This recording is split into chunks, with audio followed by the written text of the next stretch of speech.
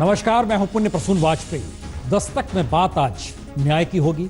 दस्तक में बात आज उस कानून के मद्देनजर कानून को ठेंगा दिखाते हुए जिस काम को करना अपराध है लेकिन किया जा रहा है और हर कोई जानता है। और इस देश की बदहाल हालत का जिक्र हम क्यों करते हैं, आज उसकी एक ऐसी तस्वीर या ऐसा सच भी दिखलाएंगे जिसके आसरे शायद हर किसी को शर्म आ जाए। लेकिन शुरुआत कहां से की जाए? शुरुआत न्याय से। चलिए न्याय को टटोलते हैं।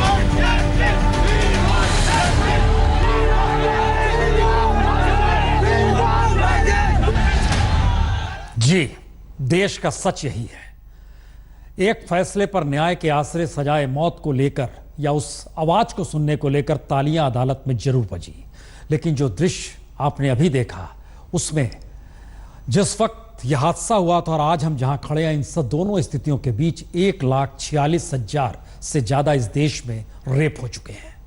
तो आइए इस सच को पहले टटोल लिया जाए, क्योंकि लाखों चीख है और उस पर इस देश के भीतर एक सन्नाटा है। जी, तो लाखों चीखों का सन्नाटा क्या कहता है उसे समझे परखें। उससे पहले रिपोर्ट शुरू करते हैं।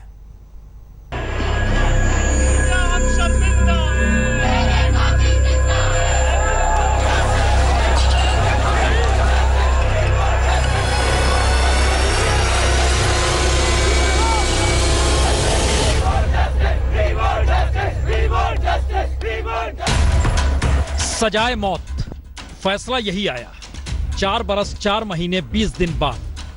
3 जजों की बेंच ने इसे रेयरेस्ट ऑफ रेयर केस माना और पवन, विनय, मुकेश, अक्षय को सजाए मौत के फैसले पर मुहर लगाते हुए कहा, इस घटना ने समाज को हिला दिया। ऐसा लगा ये धरती पर नहीं बल्कि किसी और ग्रह की घटना हो। घटना के बाद सदमे की सुनामी आ गई और सुप्रीम कोर्ट के कोर्ट नंबर 2 में फैसला सुनने पहुंचे 200 से ज्यादा लोग इस फैसले को सुनते ही तालियां बजाने लगे। ये तालियां न्याय मिलने की थी, ये तालियां रेप के खिलाफ गुस्से की थी, ये तालियां भरोसे की थी, ये तालियां रेप के खिलाफ संघर्ष करते लोगों के भीतर न्याय मिलने की राहत के लिए भी थी। हम यही उम्मीद करेंगे कि आगे ये लड़ाई यहीं खत्म नहीं हुई। हम लोग आगे भी मिलके अपने सिस्टम के खिलाफ, अपने इस क्राइम के खिलाफ आवाज उठाएंगे। आज जिस तरह से कोर्ट में जज साहब ने फैसला पढ़ा, एक एक चीज को पढ़ा, तो मुझे यही महसूस हुआ कि देर जरूर है मगर अंधेर नहीं है। तो क्या निर्भया कांड के बाद दिल्ली में जागे गुस्से ने देश को जगाया और सुप्रीम कोर्ट को भी फैसला सुनाते वक्त कहना पड़ा, इस घटना ने समाज को हिला दिया। लेकिन क्या इस फैसले के अक्स में न्याय की जीत मानी जा सकती है, या फिर जिस बीमारी को खत्म करने के लिए ऑपरेशन की जरूरत है उसमें निर्भया पर फैसला मलहम लगाने जैसा है? क्योंकि निर्भया कांड के बाद यानी 16 दिसंबर 2012 के बाद आक्रोश में सड़क पर उतरी दिल्ली की आवाज हर किसी ने सुनी, लेकिन इस गुस्से, नारे, हंगामे के बीच ना तो दिल्ली में रेप रुके और ना ही न्याय मिला। और दिल्ली का सच यही है कि निर्भया कांड के बाद से आज तक सिर्फ दिल्ली में 8,500 32 रेप हो चुके हैं। बरस दर बरस रेप की घटनाओं में इजाफा होता गया और दोषियों की रिहाई भी बढ़ती गई, यानी थाने में बलात्कार की घटनाएं दर्ज होती रही और अदालतों से आरोपी छूटते रहे। आलम यह है कि 2013 में 1636 रेप हुए और सजा सिर्फ 35% को हुई। 2014 में रेप बढ़ गए, 2166 पर पहुंच गए और सजा 34% को हुई। 2015 में रेप की घटनाएं और बढ़ी, 2199 और सजा 29% को हुई। यानी दिल्ली में ही कन्विक्शन रेट लगातार कम होता चला गया। लेकिन त्रासदी इतनी बार नहीं कि दिल्ली में ही रेप के भोगियों को न्याय नहीं मिल पा रहा है। मुश्किल तो यह है कि देश में हर 16 मिनट पर एक रेप का केस थाने में दर्ज होता है। हर घंटे 4 रेप और हर दिन 90 रेप की घटनाएं होती हैं। और निर्भया कांड के बाद बीते 4.5 बरस का सच यही कि औसतन हर बरस देश में 33,000 बलात्कार के मामले थाने में दर्ज हो रहे हैं। जी, 1,46,593 बलात्कार की घटनाएं निर्भया कांड के बाद हुई और कन्विक्शन रेट देश में 27 से 29% के बीच ही झूलता रहा। यानी रेप की घटना पर न्याय को लेकर समाज कितना संवेदनशील है, ये इससे भी समझा जा सकता है कि इससे पहले 13 बरस पहले 2004 में धनंजय चटर्जी को रेप और हत्या पर सजाए मौत दी गई थी और इन 13 बरस बाद अब निर्भया मामले में सजाए मौत का फैसला आया है। और इन दोनों के बीच यानी इन 13 बरस में देश में 4.5 लाख से ज्यादा रेप की घटनाएं थानों में दर्ज भी हो गई। कह सकते हैं हमने एक उपलब्धि पाई है इस दौर में। धनंजय चटर्जी जी 2004 में जब उसे फांसी दी गई तो 14 बरस लग गए थे अदालतों के भीतर इस पूरे मामले को निपटाते निपटाते। इस दौर में 4.5 बरस में मामला निपटा दिया गया। खुश हो सकते हैं, लेकिन तादाद इन 4.5 बरस में 1,46,593, शायद इसीलिए हमें पीछे लिखना पड़ा लाखों चीखों का सन्नाटा। और लगभग 48 घंटे से तमाम मीडिया दफ्तरों में इस बात को लेकर बहस चल रही थी, ये फैसला आएगा तो कैसे दिखलाएंगे। सुप्रीम कोर्ट के वकीलों में भी चर्चा थी, फैसला आएगा तो किस रूप में, क्या ये वाकई मील का पत्थर होगा। सत्ता के बीच भी इस बात की चर्चा थी, ये फैसला आएगा तो कहीं ये आवाज तो नहीं उठेगी कि निर्भया कांड के मद्देनजर जो फैसले इस देश में किए गए महिलाओं की सुरक्षा के मद्देनजर वो पूरे हो पा रहे हैं या नहीं। लेकिन संयोग देखिए, बीते 48 घंटे का कुछ सच आपके स्क्रीन पर है। तो बीते 48 घंटे में जब पूरा देश निर्भया फैसले को लेकर सुप्रीम कोर्ट की तरफ टकटकी लगाए देख रहा था, उन्हीं बीते 48 घंटों में 152 से ज्यादा रेप की घटनाएं थानों में दर्ज भी हो गई। अब 192 तो हम नहीं दिखला पाएंगे, लेकिन जो अलग अलग शहर धौलपुर, रामपुर, संभल, दिल्ली, महाराजगंज, गाजियाबाद, इन तमाम जगहों से जो खबरें आई वो हर खबर दिल दहलाने वाली ही है। हर जगह रेप हुआ है। जैसे धौलपुर की इस 10वीं की छात्र ने बताया कि घर के पास रहने वाला एक शख्स उसे अपनी बस में घुमाने ले गया और बलात्कार किया। इतना ही नहीं, रेप का वीडियो बनाकर उसे वायरल करने की धमकी भी दी। वीडियो बना के मुझसे जबरदस्ती करता, मतलब मैं नहीं जाती तो मैं फोन करके बुलाता, जबरदस्ती करता, फिर धमकी, मतलब मैं नहीं जाती धमकी देगा कि मैं नेट पर डाल दूंगा, तेरे घर वालों को बता दूंगा सब कुछ। वहीं महाराजगंज में चचेरे भाई ने अपनी बहन को ही हवस का शिकार बना डाला। थाने में बैठी इस मासूम को क्या पता कि भाई ने टॉफी बिस्किट देने के लिए कमरे में बुलाया तो उसके इरादे क्या हैं। हमारे बेटी के साथ गलत किया है। 11 बजे हमारी बेटी आई है, बताई है। और गाजियाबाद में इस वहशी दरिंदे ने बीते 27 तारीख को शादी में आई 7 बरस की मासूम का पहले अपहरण किया, फिर मारपीट कर तड़पती बच्ची के साथ रेप किया। बच्ची अभी भी मौत और जिंदगी के बीच झूल रही है। अलबत्ता आरोपी आज जरूर दबोचा गया है। जो उनका परिजन ही है, उनके रिलेटिव हैं, उनके द्वारा एक बहुत ही बड़ा दुष्कर्म किया गया, जिसमें बच्ची को गंभीर रूप से चोटें आई हैं। उसके जीवन को खतरा है, अभी भी अंडर ट्रीटमेंट है। और संभल में भी कानून को ताक पर रखकर आरोपी ने लड़की का पहले अपहरण किया और फिर बलात्कार, जबकि रामपुर में एक नाबालिग लड़की को प्यार के जाल में फंसाकर शादी का वादा किया गया और फिर आरोपी ने बलात्कार किया, एक बार नहीं कई बार। लड़के के भैया के बनोइने के लिए जो तुमसे करा जाता लो जो दिन ने वो बस्ती के बदमाश है। और अब उस दिल्ली का हाल भी देख लीजिए, जहां निर्भया हादसे के बाद पूरा शहर सड़क पर उतर आया था, तो दिल्ली के आनंद पर्वत पर कल सुबह ही 3 बरस की बच्ची के साथ पड़ोस में रहने वाले एक शख्स ने बलात्कार किया। बच्ची का अब लेडी हार्डिंग अस्पताल में इलाज चल रहा है, जहां उसकी हालत नाजुक बनी हुई है। वहाँ से जैसे बहला फुसला करके उसे उठा करके घर से ले आया। तो बलात्कार की घटनाओं का ये वो सच है जिसे लेकर समाज ने या तो आंख मूंद ली है, या फिर यह इतना भयावह है कि उस तरफ ना देखते हुए एक फैसले के बाद वो ताली भी बजाता है और ये मान भी लेता है कि अब शायद आने वाले वक्त में ऐसा ना हो। आज तक ब्यूरो। जाहिर है बहुतेरे सवाल होंगे, लेकिन आपके जहन में यह भी होगा आज जब फैसला सुनाया जा रहा था उस वक्त 3 जजों की बेंच ने क्या कहा। वो टिप्पणी हम आपको बाद में बताएंगे, लेकिन जिक्र हो चला है लाखों चीखों का सन्नाटा। तो मसला सिर्फ 1,46,593 उस रेप का नहीं है जो 4.5 बरस में इस देश में हो गए। बार बार इस बात का जिक्र हो रहा है, कानून बेबस पड़ जाता है रेपिस्ट के सामने, लेकिन कानून बना लीजिए, उसे इस देश में लागू करा लीजिए, और आज से नहीं, आजादी के बाद से ही, उसके बाद भी एक सच जो दिखाने जा रहे हैं यह भी देख लीजिए।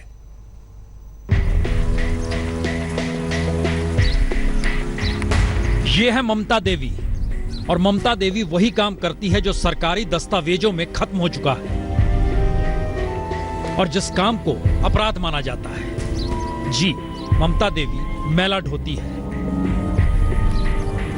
जिसे prohibition of employment and human exchanger act 2013 के तहत अपराध करार दिया जा चुका है। मजबूरी है, आदमी नहीं है, कितने साल हो गए, 15-16 साल, छोटे छोटे बच्चों को कैसे पाले हम? कुछ तो धंधा करके बच्चों को पालना है। बारिश में पानी आता है, घर में से निकलता है, बच्चों को जरा सी खटियों में पटक रखते हैं, कहाँ जाएं? तो सुना आपने, कहीं कोई सुनवाई नहीं और पेट पालना है तो मैला ढोना ही पड़ेगा। और यह काम मध्य प्रदेश की राजधानी भोपाल से महज 25 किलोमीटर दूर गौहरगंज तहसील मुख्यालय में हो रहा है। और सिर्फ ममता देवी ही नहीं, बल्कि इस इलाके में बहुतेरी ममता है जो मैला ढोती है। यानी आज भी इसी तरह दलित समाज की महिलाएं घरों से मैला ढोती है। और ऐसा भी नहीं है कि सरकार को यह पता नहीं कि दरअसल कानून बन चुका है कि यह अपराध है, और ऐसा भी नहीं कि सरकार को यह भी नहीं पता कि कानून बनने के बावजूद इस तरीके से उन्हीं के इलाके में बकायदा ये काम चल रहा है। आलम तो यह है कि मैला ढोने वाली इन दलित महिलाओं ने यहाँ के कलेक्टर से कई बार पुनर्वास और रोजगार की गुहार लगाई, लेकिन हुआ कुछ नहीं। अलबत्ता आज तक ने जब सवाल उठाया तो बात जांच करने की जरूर हुई। आपके द्वारा ये शिकायत हमारे संज्ञान में लाई गई है, तो हम इसमें शीघ्र ही निरीक्षण करा के कार्रवाई करेंगे। लेकिन सवाल सिर्फ ममता देवी जैसी कुछ महिलाओं का नहीं है, सवाल है मैला ढोने की प्रथा का, जो तमाम सरकारी कोशिशों के बावजूद आज भी बदस्तूर जारी है। यानी एक तरफ एक्ट बन चुका है कि मैला ढोना अपराध है, और दूसरी तरफ 2011 की जनगणना के मुताबिक देश के 6 से ज्यादा राज्यों में सिर पर मैला ढोने वालों की तादाद 1,80,000 थी। यानी मैला ढोना जारी है।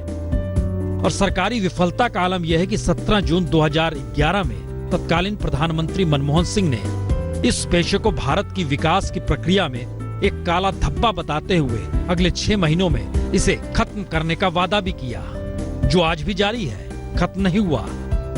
तो क्या कहा जाए, देखना यही है कि स्वच्छता अभियान की अलग जगाने वाली बीजेपी सरकार के दौर में क्या ये प्रथा खत्म हो जाएगी। राजेश रजक, रायसन, आज तक।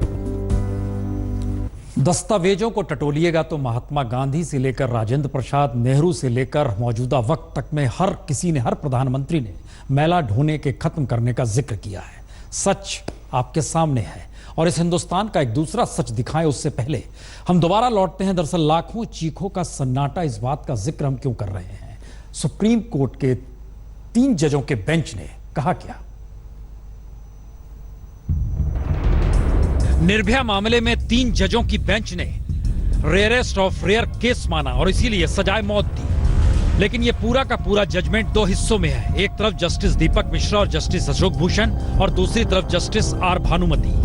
तो जस्टिस मिश्रा और जस्टिस भूषण ने कहा, जिस क्रूर तरीके से निर्भया की पहचान और सम्मान के साथ खेला गया वह सोच से बाहर है। यह दूसरी दुनिया की कहानी लगती है जहां इंसानियत का अपमान किया गया।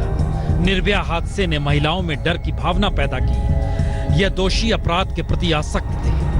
वहीं जस्टिस भानुमति ने कहा, हर क्षेत्र में महिलाओं की तरक्की के बावजूद महिलाओं के प्रति सम्मान घट रहा है और अपराध बढ़ रहे हैं।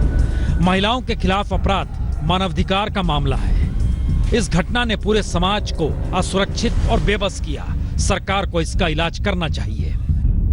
तो सुप्रीम कोर्ट के तीनों जजों ने माना ये रेयरेस्ट ऑफ रेयर केस है जिसमें माफी नहीं दी जा सकती और सजाए मौत ही एकमात्र सजा है। तो निर्भया के दोषियों को जैसे ही सुप्रीम कोर्ट के 3 जजों ने सर्वसम्मति से सजा सुनाई, वैसे ही भावुकता से लबरेज लोगों की तालियां गूंज पड़ी। दरअसल निर्भया के गैंगरेप के दोषियों को सजा के तौर पर लोग फांसी से कम कुछ सुनना नहीं चाहते थे और यह बात सुप्रीम कोर्ट ने भी 429 पेज के अपने ऑर्डर में कही। हालांकि 4 दोषियों को फांसी होना लगभग तय है, लेकिन अभी उनकी तरफ से रिव्यू पिटीशन डाली जाएगी। एक दोषी राम सिंह जेल में खुदकुशी कर चुका है और एक नाबालिग दोषी 3 साल की सजा काटकर रिहा हो चुका है। 4 शीट के हिसाब से 4 शीट में कहा गया, पहले कहा गया 2 लोगों ने हमारे साथ, कंप्लेंट ने कहा 2 लोगों ने हमारे साथ ऐसा किया, तो वो 2 लोग राम सिंह थे। पहले फोकस था पुलिस का राम सिंह पर। जब राम सिंह मर गया या मार दिया गया, उसके बाद सारा फोकस जुवेनाइल पे आ गया। हालांकि जस्टिस आर भानुमति ने अलग से दिए अपने 115 पेज के फैसले में लिखा कि सवाल तो महिलाओं की आजादी का है, सवाल तो समाज की संवेदनशीलता का है, सवाल तो कानून के दायरे का है और सवाल उस सिस्टम का है जिसमें रेप की खबर अब सिर्फ एक आंकड़े में तब्दील हो चुकी है। उन्होंने यह भी कहा कि राज्य को चौकस होना पड़ेगा क्योंकि सवाल रेप की घटनाओं को रोकने या ना रोकने देने का है, फांसी की सजा का नहीं। क्योंकि सच तो यह है, जिस नाबालिग दोषी को बाकी तमाम दोषियों में सबसे क्रूर माना गया, वो महज 3 साल की सजा काटने के बाद खुला घूम रहा है और रेप के खिलाफ सख्त कानून बनाए जाने के बावजूद रेप की घटनाएं कम हुई नहीं है। और सजा का आलम यह है कि निर्भया हादसे के बाद 2013 में 33,707 रेप की घटनाओं में सिर्फ 5,101 मामलों में ही सजा हो पाई। इसी तरह 2014 में 36,735 मामलों में सिर्फ 4,944 मामलों में ही सजा हो पाई। क्योंकि अकेले लड़ाई हमारी नहीं है, ये हर घर की लड़ाई है, हर पुरुष की लड़ाई है, हर महिला की लड़ाई है। जब तक हम इस पे मिल के नहीं लड़ेंगे, तब तक हम अपने बच्चों को एक सुरक्षित माहौल में। जाहिर है ये लड़ाई हर किसी की है, लेकिन हिंदुस्तान की तस्वीर एक ऐसी भी उभरती है और दस्तक में तो हम उभारते रहते हैं। इस तस्वीर को जरा आज नजदीक से देखने की कोशिश कीजिए। हम आपको लिए चल रहे हैं बिहार के कटिहार में। सड़क किनारे लगी भीड़ और भीड़ के बीच 2 दूधमुहे बच्चों को गोदी में उठाए माँ बाप और जमीन पर नंग धड़ंग अवस्था में पड़े 2 बच्चे। जी, गरीबी की यह तस्वीर हिंदुस्तान की एक ऐसी तस्वीर है जिसे आपने कई शहरों में कई जगहों पर जरूर देखा होगा। लेकिन कल्पना कीजिए ये भीड़ गरीबी के उस तमाशे को देख रही है जहां माँ बाप अपने बच्चे को बेचने पहुंचे हैं। हम पोस लेंगे सर, बेचने के लिए आए थे सर बच्चा को। सरकार को अगर माया होगा तुमको मदद कीजिए कुछ। क्या तो बच्चा आपको? 4 गो है। सबको बेचते हैं? ना, एक था। कितना में बेचते? मांगता था कोई सर। सही सुना आपने, कुंजा देवी अपने बच्चे को बेचना चाहती है। जरा पूरी बात सुन लीजिए। क्यों आए हैं? यहाँ है सर, बच्चा को कुछ मदद कीजिए सर। बेचने बुलाते हैं सर बच्चा को, मेरा बच्चा कोई मांग रहा नहीं दे रहे हैं सर। उस सरकार बगल से सर कुछ मदद कीजिए उनको। रहने का सर औकात नहीं है, खाने को औकात। बच्चे को क्यों बेचने आए थे? भूखे मरने हैं सर, तो क्या करेंगे पेट के कारण सर। बच्चा खाली पोसले से नहीं होता, पेटो मान होना चाहिए। और सर हमको अब सरकार तरफ से सर पैसा कुछ मदद कीजिए। तो आंसुओं से सराबोर माँ बाप की ये तस्वीर समूची व्यवस्था को आईना दिखा रही है, या फिर बदहाल हिंदुस्तान की कहानी कह रही है। क्योंकि कटिहार जिले के डंडखोरा गांव से कटिहार शहर में आकर बच्चे बेचने के लिए पिता भी मजबूर है क्यों, जरा यह भी सुन लीजिए। यहाँ सर आए थे बच्चा बेचने का सर, भूख लग गया है सर, क्या करें, बच्चा नहीं पोस सकेंगे सर। सरकार सर हमको मदद दीजिएगा तब सर नहीं बेचेंगे सर। नहीं, सरकार मदद नहीं करता है। नहीं। अभी क्या बेचने आए थे? हाँ, तो लड़का है। कितना बेचने आए थे? बेच देंगे 50,000। और हालात यही थम जाए तो भी ठीक। मुश्किल तो यह है माँ बाप 50,000 रुपए में बच्चा बेचने को तैयार है और बच्चा खरीदने के लिए इस भीड़ में खरीदार भी मिल गया। बच्चा का कीमत क्या दिया जा सकता है? बच्चा तो अनमोल चीज होती है, उसका तो कोई कीमत होता ही नहीं है। लेकिन भी इनका गरीबी देख के अगर जो हमसे समर्थ होगा हम दे देंगे उनको, जो हमसे समर्थ होगा हम दे देंगे उनको। क्या नाम है? बच्चा का परवरिश में किसी किस्म का कमी नहीं होगी। तो कोई बच्चा खरीदकर बच्चे के लालन पालन का पूरा ख्याल रखेगा, ये खुलकर कह रहा है। और कोई माँ बाप बच्चे को पालने की हालत तो दूर, खुद को जिंदा रखने के लिए बच्चे को बेचने के लिए मजबूर है। और इस हालत में कोई क्या करे? पुलिस पहुंची, उसने तय किया किसी एनजीओ तक बच्चे को पहुंचा दे। छोटा बच्चा है, वो अपना बेचना चाह रहा है। हाँ, तो इसको जो है चाइल्ड में जो है हेल्पलाइन में देने के लिए बड़ा का आदेश हुआ कि थाना पर ले आइए, और उसके बाद चाइल्ड लाइन वाले को बुलवा रहे हैं। उसी के थ्रू ही सब क्यों बेचना चाह रहा है? और पुलिस वाले ने चाइल्ड लाइन तक बच्चे को पहुंचाने की बात कही। पूरे परिवार को रिक्शे पर लादा और तमाशा देख रही भीड़ को लगा कुछ भीख दे दी जाए। तो रहम के 10-20 रुपए भी माँ बाप के हाथ में थमा दिए और गरीबी बदहाली का कोहरा कटिहार की सड़क से छट गया। विपुल राहुल, कटिहार, आज तक।